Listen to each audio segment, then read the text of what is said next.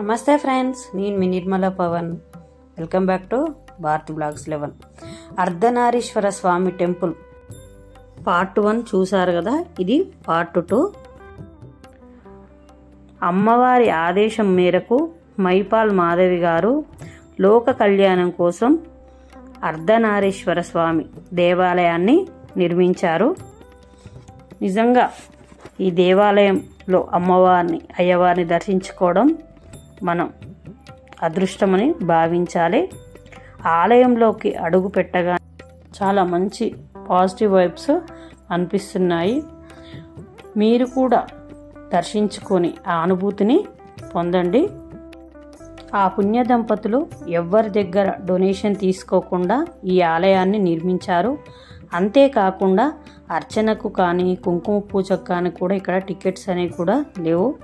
అలాగే కొన్ని ఫ్యామిలీస్కి కూడా వాళ్ళు జీవనోపాధిని కలిగిస్తున్నారు. ఇంత మంచి కార్యం చేసినందుకు వారికి వాళ్ళ ఫ్యామిలీ మెంబర్స్ అందరినీ ఆ భగవంతుడు నిండు నూరేళ్లు ఆయుర ఆరోగ్యాలు అష్టైశ్వర్యాలు సిద్ధించాలని నేను కూడా మనస్ఫూర్తిగా కోరుకుంటున్నాను. అలాగే మా ఫ్యామిలీ మెంబర్స్ తరపున మన యూట్యూబ్ భారతి బ్లాగ్స్ తరపున కూడా వారికి ధన్యవాదములు తెలుపుతున్నాము. నిజంగా ప్రపంచంలో ఎక్కడా లేని దేవాలయం మన హైదరాబాదులో హైటెక్ సిటీ కొండాపూర్లో ఉండడం నిజంగా మనందరి అదృష్టంగా భావించాలి. అయితే కొందరికి డౌట్ రావచ్చు, వేరే చోట్ల కూడా ఉంది అర్ధనారీశ్వర స్వామి టెంపుల్ అని. నేను కూడా దాని గురించి వివరిస్తాను ఫ్రెండ్స్. లేదండి, ఓన్లీ మన హైదరాబాదులోనే ఈ అర్ధనారీశ్వర స్వామి టెంపుల్ ఉంది. అర్ధనారీశ్వర స్వామి టెంపుల్ తీర్చనగూడ తమిళనాడులో ఓ టెంపుల్ ఉంది, కానీ అది నిరూపం అంటే నవపాషాణాలతో తయారు చేసిన అర్ధనారీశ్వర రూపం భృంగి మహర్షి తయారు చేశారు. తమిళనాడులో ఉంది ఇది. కొన్ని ప్లేస్లో అర్ధనారీశ్వర టెంపుల్స్ ఉన్నాయి, కానీ లింగం ముందు వెనక అమ్మవారికి అండ్ ఆ లింగానికి అలంకరణ చేస్తారు. అలాగే త్రయంబకేశ్వరంలో ప్యాస్టా ప్యాలెస్తో ఉంది, కానీ ఏకశిల ఒకే శిలలో ఇలా అర్ధనారీశ్వర రూపం మాత్రం మన హైదరాబాద్లోనే ఉంది. అర్ధనారీశ్వర అంటే సగం శివ సగం శక్తి రూపం, రెండు కలిస్తే అర్ధనారీశ్వరుల రూపం అన్నట్టు. అంటే సగం శివుడు సగం అమ్మవారు, శివశక్తి.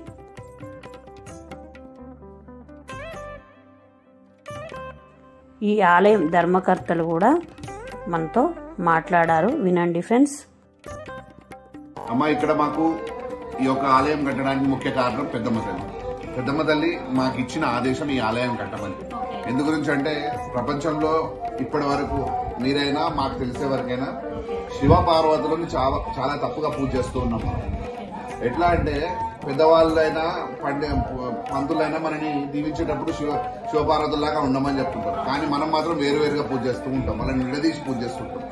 అమ్మ మాకు ఇచ్చిన కార్యం వాళ్ళిద్దరిని కలిపి పూజించడం, ఇక్కడికి వచ్చే భక్తులకు కూడా అదే విషయం చెప్పడం. ఎందు గురించి అంటే ఇప్పుడు శివాలయానికి వెళ్తే కలిసి శివుడికి ఒకరికే పూజ చేస్తాయి, అక్కడ అమ్మవారిని కలిపి పూజించారు. కింద ప్రాణపటంలో అమ్మ ఉంటుంది అంటారు, అన్ని అంటారు, కానీ ఎక్కడ పూజ చేయరు. పక్కనే మళ్ళీ అమ్మవారి గర్భగుడి ఉంటుంది, అక్కడ పోయినా మీకు అమ్మకి ఒక్కరికే జరుగుతుంది కానీ శివయ్యని కలపరు అక్కడ. సో ముఖ్యంగా పెద్దమ్మ తల్లి మాకు ఇచ్చిన ఆదేశం వాళ్ళిద్దరిని కలిపి పూజించాలా, ఇక్కడికి వచ్చే భక్తులకు కూడా అదే విషయం మేము చెప్పాలి. దానికోసమని ఈ ఆలయం మేము కట్టడం జరిగింది.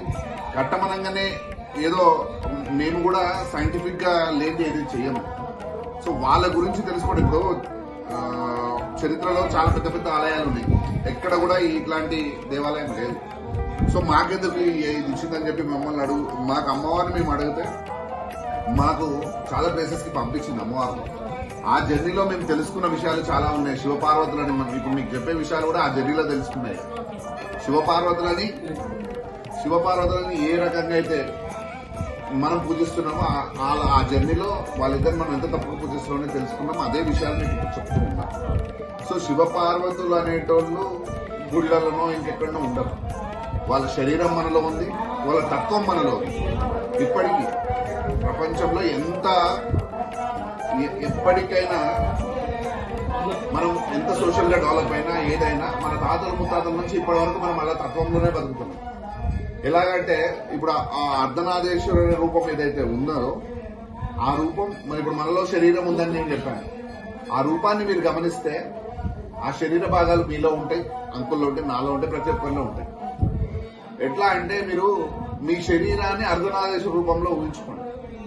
ఎట్లా ఉందో చెప్తాను మీకు. కుడి పక్కన మీరు కొంచెం బలంగా ఉంటారు కదా, ఎడమ పక్కన కొంచెం వీక్ గా ఉంటారు. సో సైజెస్ కూడా తేడా ఉంటాయి. మీకు కొత్త గాజులు మీరు గాజులు వేసుకున్నప్పుడు మీకు అర్థమవుతుంది కుడి ఎడమ. సో వాళ్ళ శరీరమే మనలో ఉంది అర్ధనాదేశం. ఇది శివయ్య భాగం, ఇది అమ్మ భాగం. శక్తి లేనిదే శివుడు లేడు, శక్తి లేనిదే ఈ సృష్టి లేదు అంటుంటారు. సో వాళ్ళ శరీరాన్ని మనకి ఇచ్చింది. సో మీరు అందరు ఇప్పుడు మీరు కూడా శివపార్వతుల భక్తులే. శివయ్య ఎలాంటి వాడు? గోలాబాలుడు. ఏది అడిగినా ఇస్తాడు, ఏ తప్పు చేసినా క్షమిస్తాడు. అదే అమ్మ ఎట్లుంటది? ఆమె పూజ చేయడానికి ఎంత నిష్టగా ఉంటారు, అంతే కదా. ఆమె కనుకరించాలంటే చాలా కష్టం ఉంటది అని చెప్పి చెప్తూ ఉంటారు. సో మీరు ఇక్కడ అర్థం చేసుకోవాల్సింది మన అమ్మా నాన్న. మా అమ్మ నాన్ననైనా మీరైనా, ఇప్పుడు మీ ఇంట్లో పిల్లలు వచ్చి ఏదైనా తప్పు చేస్తే మీ నాన్న మిమ్మల్ని ఏమంటారు? సరిపోతే పోనీలే అంటే శివయ్యలే. అమ్మ ఆ తప్పు ఇంకొకసారి చెయ్యకుండా మళ్ళీ వాళ్ళని సక్రమ మార్గంలో పెట్టే తల్లి ఎవరు? ఆ శక్తి. అంటే మన విషయంలో కూడా ఆ తత్వంలో మనం ఉన్నాం. ఇప్పుడు ఇంట్లో కొన్ని కొటేషన్స్ ఉన్నాయి మా గుడి చుట్టూ, అతను మాట అయితే ఆమె అర్థం అని చెప్పి. ఇప్పుడు శివయ్య మీరు అడగంగానే అడగంగానే ఇస్తాడని మీరు అంటారు కదా, అదే అమ్మ దగ్గర పోవాలంటే చాలా కష్టం. శివయ్య కూడా అదే చేస్తాడు. ఇప్పుడు ఆయన ఏది అడగంగానే అది ఇస్తాడు. కానీ ఫైనల్ గా పోత మన ఇంట్లో నాన్న మన ఏడు అడగంగానే సరే చేస్తా అంటాడు. కానీ పోత నాన్న ఏం చేస్తాడు? మళ్ళీ అమ్మకి చెప్పిపోతాడు, ఏమని ఏదో అడుగుతున్నాడు చూడండి. అప్పుడు అమ్మ ఏం చేస్తుంది? అది మనకు కరెక్ట్ అయితే ఇస్తుంది, లేకపోతే లేదని చెప్పి చెప్తుంది. అంటే అమ్మ తత్వం దాంట్లో మనకు కనపడుతుంది. ఇక్కడ శివయ్య తత్వం కూడా మనకు అక్కడ కనపడుతుంది. మన అమ్మ నాన్న దాంట్లో మనం తెలుసుకోవాల్సింది చాలా ఉన్నది. మనకు ఇప్పుడు పెద్దవాళ్ళు మనకు దేవుళ్ళ గురించి చెప్పినప్పుడు ఏం చెప్పారంటే, అక్కడ ఏదో మొక్కినాం, అది ఇయ్యకపోతే మనకు ఏదో జరుగుతుంది, ఏదో మనం అక్కడ మొక్కినాం, అక్కడ ఏదో ఆ గుడికి వెళ్ళాలి, లేకపోతే ఇట్లాంటివి చెప్పారు. కానీ పిల్లలకు మనం ఇవన్నీ నేర్పలే. ప్రతి ఆలయంలో ఒక సైన్స్ ఉంటుంది. మనం తెలుసుకుంటే ఎందుకు గుడి ఉంటుంది, అక్కడ ఆ పూజారులు మంత్రాలు ఎందుకు చదువుతారు, ఆరతులు ఎందుకు ఇస్తారు, దేవుడికి అన్ని పూజలు ఎందుకు వస్తాయి, ఇవన్నీ చాలా డెప్త్ గా పోయి పిల్లలకు మనం చెప్పాల్సినవి పోయి మనకేమీ తెలియదు. గుడికి పోయినామా, దండం పెట్టినామా, మనం బేరమాడతాం ఆడపోయినాక, నాకు ఇది నీకు ఇది ఇస్తా, ఇది ఇంతే మనం చేసేది ఏ గుడికి పోయినా. కానీ మనం తెలుసుకోవాల్సినది చాలా ఉంది, పిల్లలకు నేర్పాల్సింది చాలా ఉంది. ఇప్పుడు మన కల్చరే ఉంది. ముస్లిమ్స్ కానీ క్రిస్టియన్స్ కానీ వాళ్ళు మగవాడే గొప్పవాడని కొలుస్తుంటారు. కానీ మనం మాత్రం ఒక ఆడపిల్ల, ఒక అమ్మ శక్తి స్వరూపంలో కొలుస్తూ ఉంటాం. సో మేము ఇక్కడ చెప్పే విషయం కూడా అదే. శక్తి స్వరూపం అంత గొప్పదన్నప్పుడు ఒక ఆడపిల్ల మనం కట్టుబాటు ఉంటాయి. ఒక బొట్టు పెట్టుకుంటే ఒక సైన్స్ ఉంది, ఉక్కు పుట్టు పెట్టుకుంటే ఒక సైన్స్ ఉంది, కమ్మలు పెట్టుకుంటే ఒక సైన్స్ ఉంటుంది, ఒక పట్టీలు వేసుకుంటే ఒక సైన్స్ ఉంటుంది, గాజులు వేసుకుంటే ఒక సైన్స్ ఉంది.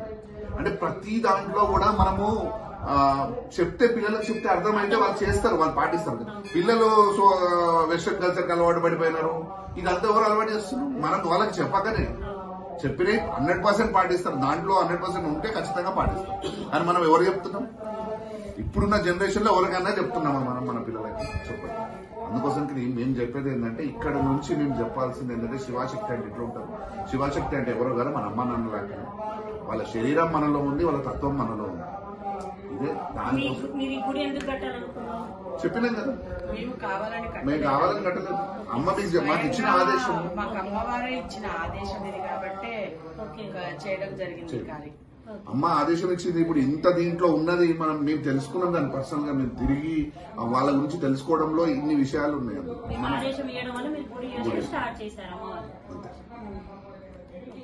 రూపమైన ఏదైనా ఆమె తలిచింది. చాలా బాగుంది గుడి కూడా, చాలా మంచి కట్టారు. ఇప్పుడు అది మొత్తం అంటే రాయిలాగా నల్లగా చాలా బాగా కట్టారు. నిజంగా గుడి అనేది అంటే రాగానే మెంటల్గా మన పీస్ఫుల్ గా అనిపిస్తుంది. టెంపుల్లోకి అడుగు పెట్టగానే మనశ్శాంతిగా అనిపిస్తుంది. టెంపుల్లో కూడా చాలా బాగుంది. టెంపుల్ కూడా చాలా బాగుంది నిజంగా. మన వ్యూవర్స్ కూడా తెలవాలి. అంటే చాలా మందికి ఏదైనా ఒకరి ద్వారా తెలుసుకొని, ఇప్పుడు మేమైనా తెలుసుకొని వచ్చాము. సో మన వీడియో చూసి కూడా చాలా మంది తెలుసుకొని వాళ్ళ బాధలు కానీ వాళ్ళకు కూడా తెలవాలని నేను మిమ్మల్ని అడుగుతున్నాను. సో విన్నారు కదా ఫ్రెండ్స్, ఆలయ ధర్మకర్తలు శివశక్తి గురించి ఎంత మంచిగా వివరించారో.